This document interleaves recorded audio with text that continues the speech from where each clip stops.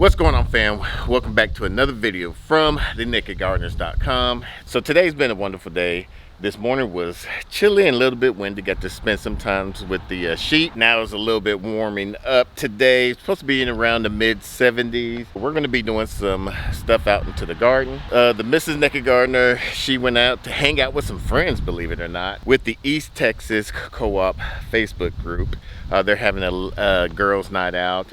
While they're doing that, I guess I'm going to kind of straighten up the garden here, kind of give you, I guess, a mini fall garden tour as I do some tidying up and get some stuff straightened out for the fall season. So I guess I should be kind of telling y'all what I'm doing. For those that don't know, I'm laying some mulch on this row in between these beds, just to kind to help dry it out a little bit, kind of mulch it down, make it a clear walk path when we're walking through here, because we have been getting a lot of rain, and walking in between these beds is getting very muddy and just making it kind of too compressed is what we want. So we're adding this mulch.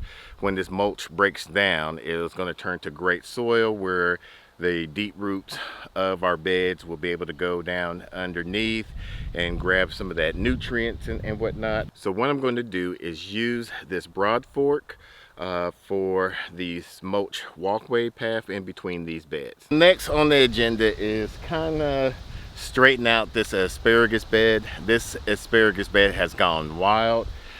We have some of the ferns growing and leaning out into the pathway. So I think what I'm going to do is probably put a post in each one of these corners, put some string around it, almost like a trellis type ordeal. That way, hopefully, we can keep this asparagus from staying out into the pathways. I guess while I was over here, I'm looking at these loofahs. These loofahs has been going out of control here now that we're getting some cooler weather. Look how big these bad boys are getting. We're going to be using these for some of the soap products here. So this loofah plant, it's actually 3 of them, has really just overtaken this arch trellis. I mean, it's been even spread it out through here. We've been catching a lot of these loofahs just now sprouting. Man, I just found some more new ones right here. I mean, just look. This is like kind of creepy, just looking all up inside here. Gave you some more down there. All right, so here we have our small little orchard area slash herbs. We have some rosemary right here. This we got from a start because it's just so hard to grow rosemary from seed, but I'm going to try it again this spring. Our improved Meyer lemon has been going through its ups and downs. It's been getting attacked by locusts and grasshoppers. As you can see, it's starting to do another flower. I'm not sure if that's supposed to happen, but we're just going to leave as is. Right here we have both of our peaches. I believe these are Belle of Georgia peaches. Here I think it's my Rosa plum. I hope next year I'll be able to get some nice fruits from this. This year the Rosa plum tree took off very well. It grew. We got that from Stark Brothers. Most of these fruit trees we got from Stark Brothers, and it started getting attacked by some aphids, and we had it by the greenhouse. We wasn't able to water it as frequently as we would like it to be, so that's why we brought it up near to the garden, so we'll have be able to pay more attention to it. Here we have our long cayenne peppers. We got these to add some spice for our kitchen to fill our pantry up. Once we get near our first frost date, what I'm going to do is harvest all the remaining peppers on there, cut it down to probably like 2 inches from the topsoil, and then mulch it heavily, bring it inside the shop there. That way, come spring, after our last average frost date, what I would do is I'll bring it back out here, started fertilizing, watering, getting it back to health, remove some of the mulch, maybe even remulch it, add some topsoil or other type of nutrients to it, and that way we can get a jump start on our peppers, because peppers out here in Northeast Texas Zone 8A, that we can almost have them as perennials. Now normally we will harvest these once they get to red color, kind of similar to like this. But what I'm doing is I'm just, any one of these peppers that are real close to the soil, on top of the mulch, I'm going to go ahead and remove. That's what I just been doing. Hopefully that way will prevent any of the pests from crawling on and making a hole, eating on it, and that way we can preserve most of these. I'm going to hope that I collect enough of these where the missus can make just some fermented peppers, but I would like them whole. Maybe I could snack on them for that, because they have a nice heat to them, but they're not overbearing. I think this is enough. What do y'all think? If not, we can come back and get some more. Here we have our fig tree. This is an LSU fig tree. So the missus is real big on the figs, so she's very happy about this. I'm gonna fertilize this probably tomorrow. How often do y'all fertilize your fig trees? Comment down below, let us know. What do you fertilize your fig tree with? She's been watering this. Looks pretty good where these are gonna start turning colors and dropping. That's as much as I know about figs. I believe she has 1, 2, 3, 4, 5, 6, 7, 8, 9. She got it. Oh, this one looked like it might be ready here by the next few weeks. Right there. This is the first fig tree that we had this year, and it's doing pretty good. I thought you wasn't supposed to let it go to fruit in its first year. This is from a cutting, once again from Stark Brothers, but as you can see, it's doing very well. Now I do believe it's true for the lemon or citrus tree. You want that to be the go to fruit by the 2nd or 3rd year. Since we only had one, but now I see we got some more blossoms coming around here. We just let that fruit stay put. Once that gets fully yellow, we will be harvesting that. We got ant problems. Look at that. They've been tearing into that cardboard. I need to put some mulch right through here. Just about everything in this bed is going to be harvested or transplanted. We have these basil plants that I'm surprised haven't really went to flower yet. I guess with the cool weather, they're doing very well. They aren't as green as they should be like that over there, so it's probably lacking some type of iron or magnesium or manganese in here. I'm going to go ahead and harvest these lettuce. Look like they're getting too leggy and stretching out. These seem pretty good. I am going to harvest this lettuce as well, take it inside, wash it up, and that'd be great for some sandwiches and maybe some salad. These I might just give to the rabbits. The missus wants me to transplant the basil. I'm gonna come back after I get all this bed cleared. Once I get this all cleared up, and then I'm going to prep this bed, and then I probably won't transplant the remaining starts that we have underneath the patio deck area, but I will at least get it all prepped up. Since she wants me to transplant these, let me go ahead and prepare the soil mixture, get some containers, and then pull the rest of these out of the beds. Normally I would saturate this mix, but I'm pressed for time. It'll be okay. What I'll wind up doing is watering it once I transplant it, and I might even add some rabbit poop around it to kind of help with the transplant shop. Before I go grab the basil, somebody was asking where did I get these containers. So I work in construction, and towards the end of the project that calls for landscaping, basically when all the outside is done getting disturbed, they call into the landscapers. They will start grading the property, the project, to where it needs to be at, and then put their topsoil and transplant a lot of these trees. They wind up either throwing them away or probably taking them back to their shop, whatever it may be.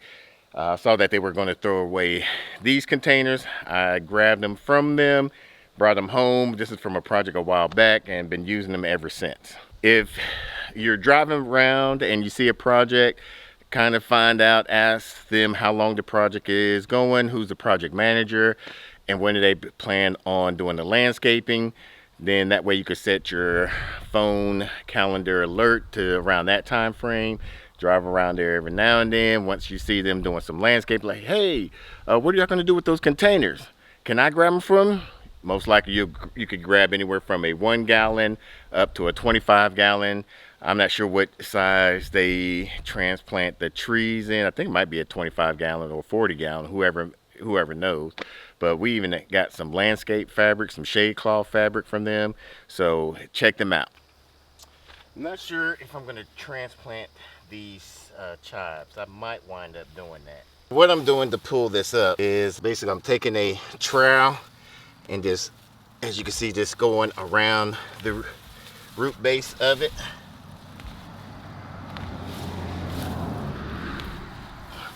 Just cutting the roots downwards so that way I could get a nice, clean, substantial root ball. So that way all I got to do is just pull that up. In the previous video I talked about when we're transitioning into in between seasons, what I would do is I'll just cut right underneath that soil right there. That way you leave the rest of the stem inside or underneath the soil and be able to break down a lot faster. This is lavender over here. It just went wild. I got this from a start. Probably right before the frost. What I wind up doing is I'll cut probably about 4 to 6 inches above the soil line, mulch this as well heavily. Last year we had a lot bigger lavender plant than this, and that frost last year killed it. I thought it was going to grow back and it didn't. This year it's supposed to be even colder, so I'm going to be pruning this back. I want to learn how to make some type of essential oils or something from this, so we'll see. Maybe even add it to some of our soaps. Now we use a no-till method in our gardening practices. So with this is called a finesse. It's a nice tool that we got from our friend Sean.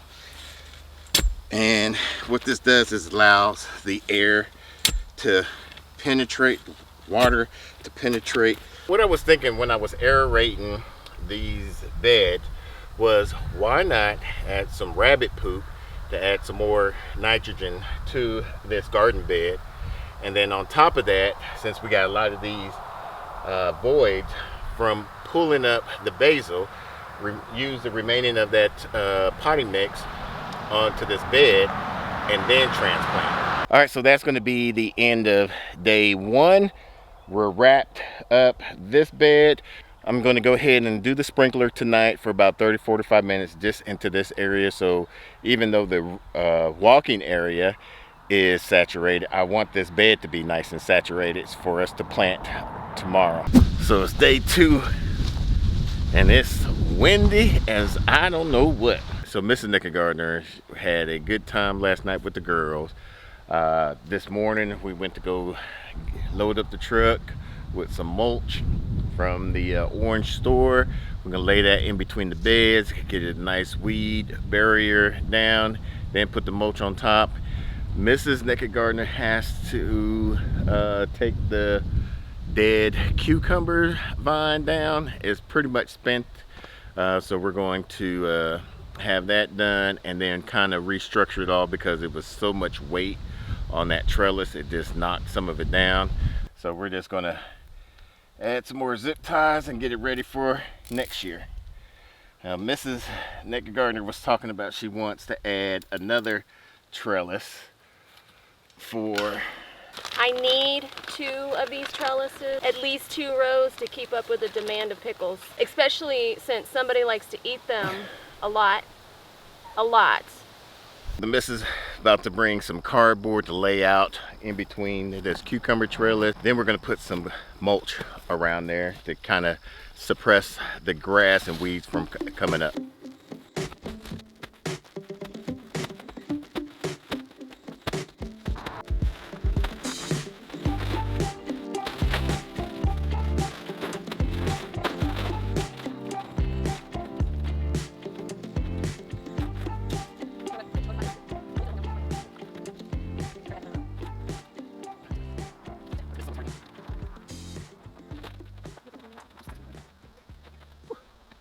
I planted a lot of roselle.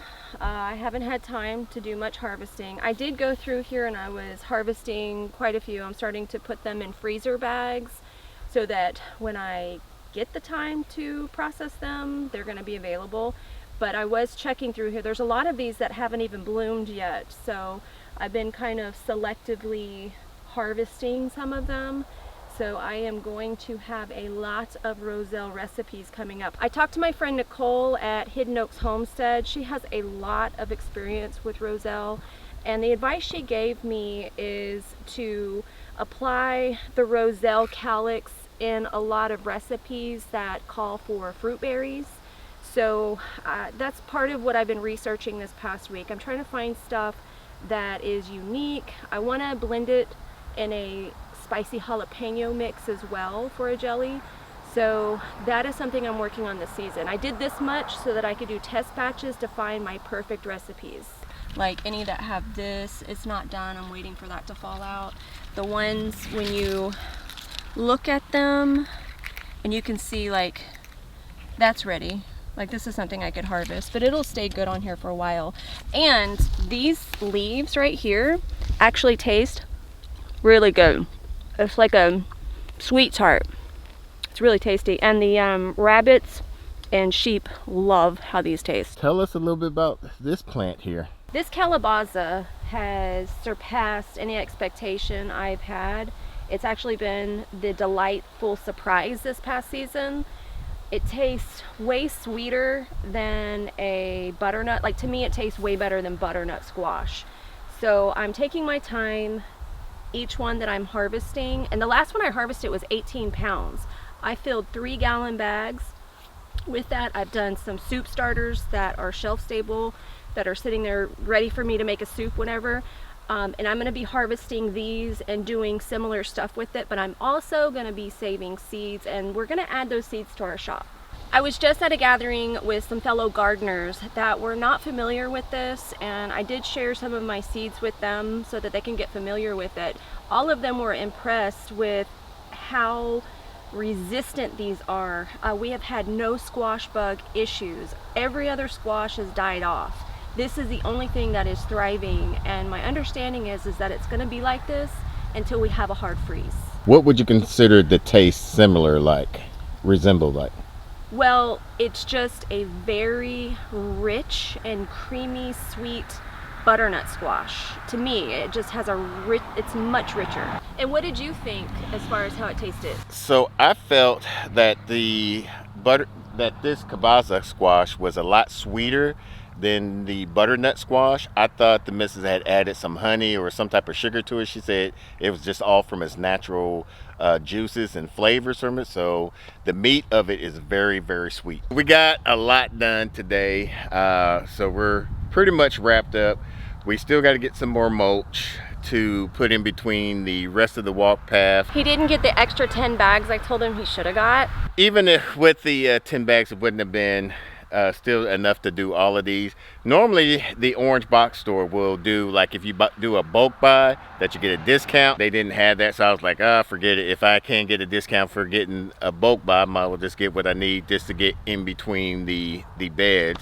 And still get a military discount. Yeah, still get a military discount. But all in all, we got it good. I think next weekend we'll probably collect some of the asparagus berries and let those dry out to save for next year. And then what we'll probably do is expand and put them out there in the pasture, on the north side of the pasture, so that way maybe even, yeah, so that way when we do get the pigs will be able to eat some of the asparagus. We got a lot of stuff done. Mrs. Naked Gardener cleared out one of the beds, so we still have a room to plant some leftover collard green starts that we still have underneath the patio. Because I'm wanting to can a lot of that. Yeah, so once we get close to the frost, we'll probably even clear out that watermelon bed, clear that out. Oh, I was going to clear that out like this coming week. Okay, so that's be even better. Yeah. So that way I can clear that bed, add some more topsoil, some more rabbit poop, and we could even put some more of the collard greens in there. So we'll be collard green rich here coming up soon. Last year I did a great smoked collard green recipe, Mrs. Naked Gardener canned that, and we ate that earlier this year, wasn't it? It was like 2-3 weeks ago. Yeah. I'm like already craving Thanksgiving stuff. A lot of people ask for the collard greens for Thanksgiving and Christmas time, along with the fried turkey.